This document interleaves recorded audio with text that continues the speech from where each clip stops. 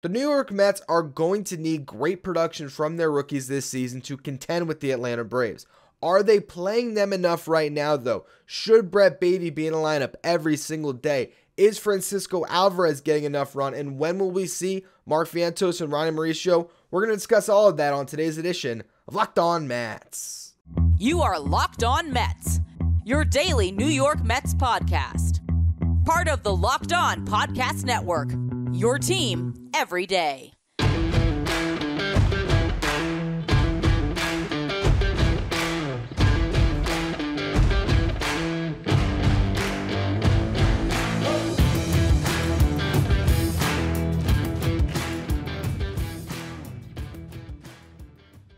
Hello to all you amazing Mets fans. You're watching Locked On Mets, part of the Locked On Podcast Network, your team every day.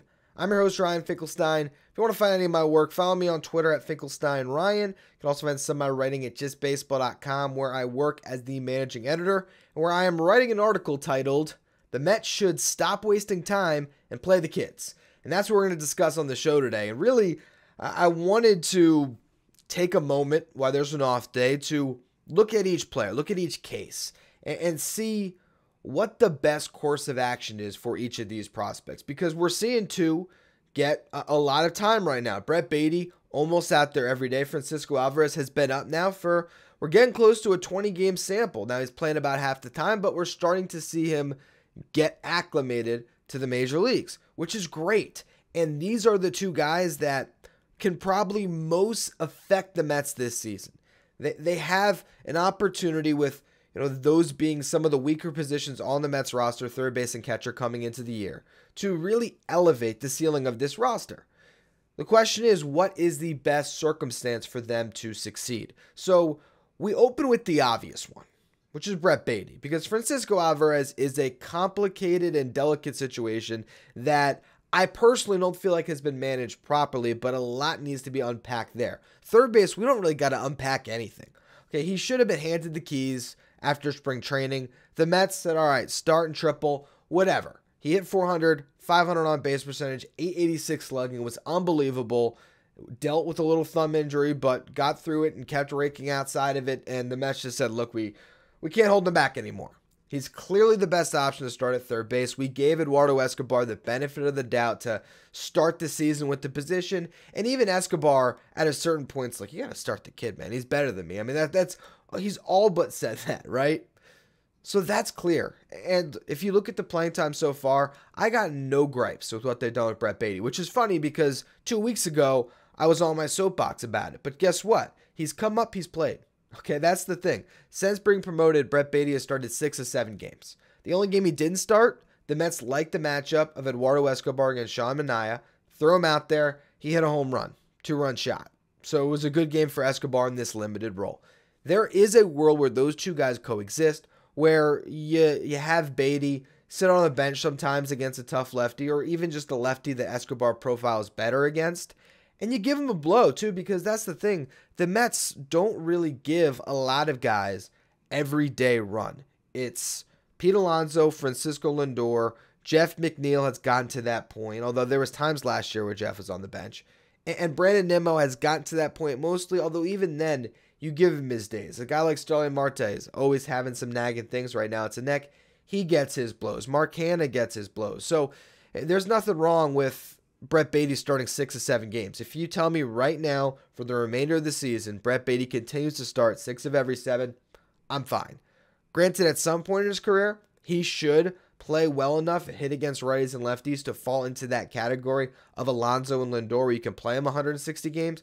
But I'm not mad if he plays, I guess because he's missed the beginning of the season. Let's just say he ends up with 115 to 120 games played because he missed like a 15 game chunk at the beginning and maybe he gets some time throughout, right? That's fine with me. So I got no issues at all with Brett Baty. And also I will say the hits haven't fallen yet. The floodgates haven't opened, but his at-bats have been good. He's gotten a hit but in all but one of his starts. He's gotten a hit in each of the last 3. Gotten a couple clutch knocks. Yes, he's striking out a little bit more than you would like, but I'm not concerned at all. It's not like Francisco Alvarez in the box right now where there's times where he looks overmatched. Brett Baty, to me, hasn't looked overmatched, and other teams are fearing him as well. I mean, the Dodgers, one of the smartest run organizations in baseball, are grabbing tough lefties to face him at the end of the game because they don't want Brett Baty, the rookie, to face a righty late. That's a sign of respect, and now he gets a homestand, his first for the Mets this season, where he gets to play in front of a crowd that's ready to fall in love with him. And he also gets 2 great matchups in the upcoming series. Josiah Gray, that should be barbecue chicken for Brett Baty. Trevor Williams is another guy I think Baty profile is really good against. Even Mackenzie Gore, that's the one that you think he's not going to play in. So that we can start to see how the Mets will map out his series. And if he's missing a middle game against a lefty in Gore who's been unbelievable this year, but he starts in the first and third game and then he plays all 3 games against the Braves this weekend, I'm perfectly happy with that. And there you go. Maybe because they're only playing 6 games this week, maybe it's 5 of 6. Maybe he gets to start against Gore. And I haven't looked ahead yet if the Mets face a lefty against the Braves. Maybe there's one blow he gets there. But I like to see him starting against some lefties, and we'll see how that continues to shape up. But overall, I think for Brett Baty, he's been put in a good position, and I think he's going to be in a great position to really start to hit because the guy just doesn't have a lot of flaws in his game. His approach is really good. So I'm not worried about him at all. But when we look at Francisco Alvarez, I have a lot of concerns. I'm concerned about what we've seen from him so far, but I'm also concerned about the lack of playing time he's gotten because you want him to be able to play through his mistakes if he's here because the upside, as we saw with the home run on Sunday, is still absolutely there, especially when the bar that he has to climb isn't very great. We're going to get all into Francisco Alvarez's situation just a minute. Before we do, though, this show is brought to you by BetterHelp. Getting to know yourself can be a lifelong process, especially because we're always growing and changing. Therapy is all about deepening your self-awareness and understanding because sometimes we don't know what we want or why we react the way we do until we talk things through. Personally, I've been in therapy throughout my life. It's a great way to talk to somebody that's not, your mom or your dad, someone that you can just completely not worry about their feelings and just focus on yourself and look inward and have someone to bounce ideas off of. It really has been instrumental for me, and BetterHelp is a great way to connect you with a licensed therapist who can take you on that journey of self-discovery from wherever you are. So if you're thinking of starting therapy, give BetterHelp a try. It's entirely online, designed to be convenient and flexible and suited to your schedule. Just fill out a brief questionnaire to get matched with a licensed therapist, and you can switch therapists anytime for no additional charge. Discover your potential with BetterHelp. Visit BetterHelp.com/LockedOnMLB today to get 10% off your first month. That's BetterHelp, HELP.com/LockedOnMLB. Right now, the New York Mets are going with a time split at the catcher position, which is not shocking. They did that all last year. James McCann, Tomas Nido. They were splitting playing time a lot of times 50-50 because both of them were good defensively. Neither one of them gave much of an upgrade with the bat. This year, supposed to be a straight platoon. We liked it. Narvaez, Nido. Nido starts against left-handed pitching. Also, it seemed like he found some rapport with Kodai Senga, and so maybe he was going to be catching those games no matter what, plus facing off against all the lefties, Narvaez against all the righties. Narvaez gets hurt. Now, Alvarez is called up. And despite the fact that you have one of the top catching prospects in all of baseball, who offensively is a way better option than anything the Mets have had at that position for a very long time, they're still going with the 50-50 time split. Now, I do not fall to the side of completely begrudging the Mets because I do not believe that Francisco Alvarez should be in the big leagues right now based on his own development. As a catcher so far, it's actually been better than we could have expected. And here's the funny thing. Francisco Alvarez's glove has had to catch up to his bat all of this time. His bat just keeps on hitting onto promotion after promotion through the minor leagues, and his glove has to catch up. Now it feels like the glove is the reason he's in the show, and the bat has to catch up. And this is the funny thing because it was always supposed to be, hey, when he's here, he's going to hit, but will he catch? Guess what? He's grading out as an above-average pitch framer. He's looked fine. He caught the best start of the season. Joey Lucchesi, 9 strikeouts, shutout. That was Alvarez behind the dish. So he's fine on that front. Here's where he's been struggling. It's with the bat. He's hitting 148. He has 5 more strikeouts than hits. 9 strikeouts, 4 hits, 4 for 27. It has not been good for Alvarez up to this point. And we've seen the issues. He's chasing too much. He's swinging early and often. He has a clear, blue zone at the top of the zone where pitchers can pound it and he can either chase pitches out of the zone or not catch up. He's struggling. And I understand that he has not hit himself into more at-bats. Then at the same time, you see him go up against Rogers on Sunday, a guy who has not given up a home run against a right-handed batter outside of Manny Machado in the past season since the start of 2022. A guy who has a low arm angle that's very difficult to pick up. A guy who was 12 strikes, no balls, early in that game against the Mets, just carving them. About to work through 2 scoreless. He takes a slider that, I'm sure Rogers saw the scouting report, said, he's going to chase anything up in the zone. So he throws a slider at his head. But guess what? Alvarez able to identify that pitch. It was a place where he could get his barrel out on top of it somehow. And he's able to clear the fence. And that right there shows you why Francisco Alvarez should be in the starting lineup at least like a 75% clip with Nido as the clear backup. At this point, I would just have Nido catch Senga starts. And here's why. If you're going to reach your potential this season, Francisco Alvarez is your best bet to get there. And the only way he's going to learn how to hit at the major league level is to hit at the major league level. I'm not saying it's going to be pretty, but guess what? Tomas Nido hit 3 home runs in 313 plate appearances last year. Give Alvarez 313 plate appearances anywhere, he's probably running into at least 10. So, as much as you might be able to say marginally, maybe Tomas Nido hits 200 and Alvarez hits 150 over the next 2 weeks. Those couple hits might be home runs, and the more he sees, the more he's going to acclimate, and who knows, maybe you get a stretch in a couple of weeks with Francisco Alvarez with some playing time under his belt, where he becomes the guy that in the minor leagues can carry a freaking lineup from the catcher spot. To me, there's too much upside to not bank on. I love Nido as a backup catcher. I do. But I don't think that you should have someone as promising as Alvarez on the MLB roster and turn him into a backup. Because if that's the case, then you know what? Find me any good defensive catcher in baseball. You can trade cash considerations or anything to find some guy who can be a backup catcher and just start Nido every day at that point. Nido's going to hit better too, for that matter, if he's getting to play more often.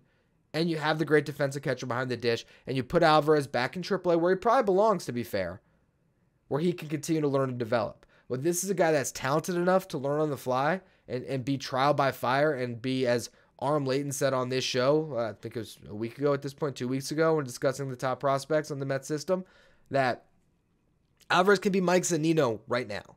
And we're talking about the Zunino with the Rays that might have hit a $190 but hit 30 bombs. Okay, he can run into home runs. Put him out there with Josiah Gray.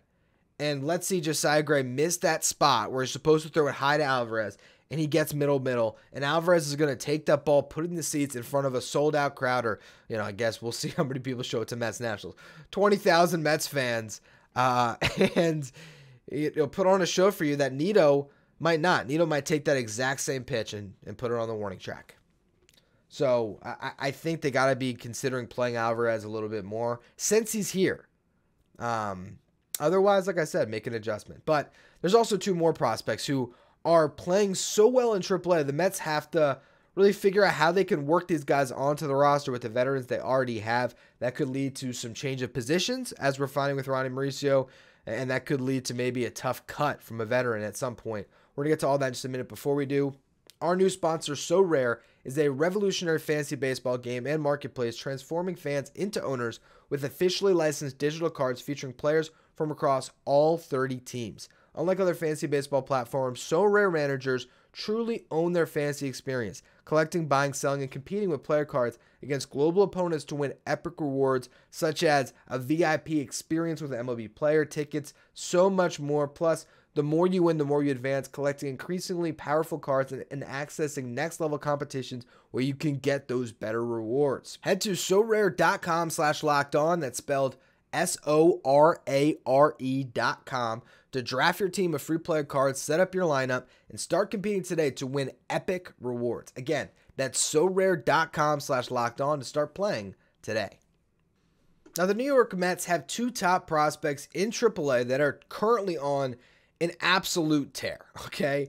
You start with Mark Vientos, and I feel horrible for him because if he was on the Pirates, Mark Vientos would get the opportunity to play every single day and, be the DH, and he'd be running into home runs. He could be one of these rookie sensations. Oh, a sneaky Rookie of the Year pick. He has proven everything he needs to with the bat. It's the guy that finished 2021 in Triple, spent over 100 games in Triple last year, and had a cup of coffee in the show. Had a great spring, and then you look at what he's done this season. I mean, he is hitting .368, .455 on base percentage, .706 slug. He's hitting righties and lefties. He has 6 home runs, a .191 WRC plus that measures hitters based on a league average of 100. So he's 91% better than your average hitter in that AAA league. And he's also posting the best walk rate of his career since rookie ball at 12.3%. And he's cut his strikeouts down to 24.7 when it was around 29 last year. Got carried away with myself. He struck out 99% of the time. Sometimes the tongue gets twisted. Anyway, look, Mark Vientos is on a different planet right now offensively, as is Ronny Mauricio, which we'll get to in a minute. But there's just no clear, viable path to playing time. And so you're damned if you do, you're damned if you don't. Because in some respects, he's probably better than Eduardo Escobar. Actually, not probably. He is better than Eduardo Escobar right now. But him coming up and playing 1 out of every 7 games because Brett Beatty's playing 6, that's not going to get you anywhere. And defensively, you still can't really trust him at third. So then what's he doing? Is he in that Tommy Pham role? Well, Tommy Pham has played pretty good. Do you just cut Daniel Vogel back to clear up the everyday DH spot for Vientos? There's part of me that would love that, but Vogelback is getting on base at a .423 clip. His weighted runs created plus at the big league level is 142 since coming to the Mets, 42% better than your league average hitter. You're getting well above average at bats from Vogelback, who's walking damn near 20% of the time. Now, he's not slugging, and I can make the argument that, Mark Vientos going up and hitting a home run every now and then would be a better option. I can't say that Vientos is going to take that 12% walk rate in Triple and do that at the big league level. So if he's walking at an 8% clip with the Mets instead of a 12% clip, all of a sudden you're getting less production than you are right now. And that's you also, let's just say you do make that move on Vogelback. And then God forbid something happens to Pete Alonso. Well, now you just got thinner on a 40-man roster to try to get this prospect up. So that's where it's really difficult with Mark Vientos. And we'll see when they decide to make a move. Because it probably would then actually, in my opinion, it's more likely it'd be Escobar or Pham or a trade of Vogelback. Let's just say you can get something you really want for Vogelback. Maybe you make that move, but I just don't know. I don't know if the Mets really would pull that trigger, and I still don't think they'll pull that trigger early. I think they're basically waiting for an injury. And if Vogie goes down, if Alonso goes down, if one of the outfielders goes down, and you kind of mix things up with him getting some time at DH and maybe sticking him in left field for a little bit. There's ways the Mets might be able to get Vientos in the lineup, but here's the issue. It's the lack of position. So I say injury has to open up playing time for him, but it's got to be a really specific injury. It's got to be first base, third base, maybe a corner, and you're probably sacrificing something defensively where I don't even know how much he gets out there. Ronny Mauricio is a different case. Ronny Mauricio is hitting the cover off the ball, and he's about to get positional flexibility, which is where he becomes a really interesting piece for the Mets this year. We know what he's doing in the minors, hitting .350, .395 on base, .688 slug. He, too, has 6 home runs. He has a .170 weighted runs created plus. Not walking a ton, but he's not striking out a ton either, and he is hitting the piss out of the ball, right? What did I tell you about Ronny Mauricio from the beginning? I've been saying it probably since last year, but certainly all offseason. When we see Ronny Mauricio move around, that's when the Mets are considering him a part of their future and potentially a part of this team. If they kept him strictly shortstop all year, that's a trade chip. I think a couple of things have happened that have now allowed the Mets to decide to move him around. First, he's proven that he can play shortstop. So if the Mets do trade him at some point, I think that other teams have now seen enough tape of him to know he can handle that position. And even adding versatility now, I think he's done enough defensively where it's only going to add to his value. Whereas, I don't think that moving him off, and they're still going to play him shortstop a good amount of the time. But to move him off for a couple of days a week to get him some taste of some other positions, to get him comfortable with playing around, that's only going to help him potentially be able to play on this team this year. Because guess what? Starling Marte a little banged up. Guess who they like in right field more than anybody else on the 40-man roster outside of Starling Marte? It's not Brandon Nimmo. It's not Mark Canha. It's not Tommy Pham. It's Jeff McNeil. They like Jeff McNeil in the outfield. And that's why I don't think it's shocking at all that Ryan Mauricio's first position off shortstop is second base. Because I think they know that Brett Baty is going to hold down third. And also Mauricio did get a little taste of third in the Winter League. And I think he profiles as a guy that can play third base pretty well based on already playing on that side of the infield. I think he'd pick that up quicker if, let's just say, Beatty was struggling and they had to go to the Mauricio option, or if Beatty got hurt. I think they feel like they could throw him into the fire there and be a little more prepared. Second base, they want him to have some time playing on that side of the bag. And if he can prove he can play that position well now that opens up a world of possibilities that Vientos couldn't possibly have. Because either McNeil goes down, or any of your three outfielders, and you're shifting McNeil into the outfield. And Mauricio could be the guy you call over a Vientos. They're even going to get him a little time at first, a little time at third. So now you're basically saying, oh yeah, also, by the way, I would hate to ever say anything about Lindor, but you know that the best option probably on the 40 to be starting every day outside of Lindor right now is Mauricio anyway. Man, the entire diamond opens up for him. So as much as I thought that Mauricio was going to spend the year in triple, now that they've already gone to moving him into a super utility role, I think there is actually suddenly a good opportunity for Mauricio to play this year. He's got to keep hitting, and he's got to prove that he can do it.